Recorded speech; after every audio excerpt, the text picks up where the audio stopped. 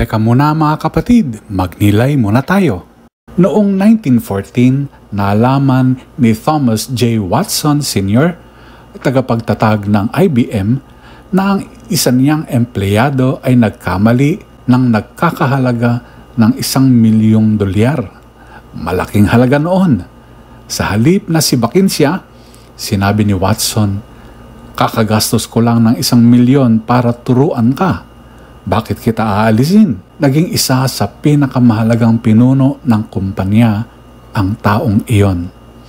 Sa Ebanghelyo ngayon, ikinuwento ni Jesus ang talinhaga ng tusong katiwala na pinuri sa kaniyang talinong maghanda para sa hinaharap.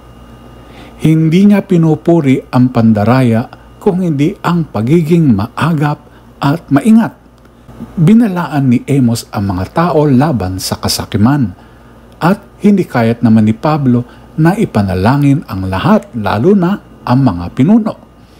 Tayo ay katiwala, hindi may-ari ng ipinagkatiwala ng Diyos. Ang tanong, ginagamit ba natin ang ating oras, talento at yaman para sa kaharian? Ang lahat ng ipinagkatiwala sa atin ay para sa walang hanggang puhunan na hindi malulugi. Pagnilayan po natin ito. Amen.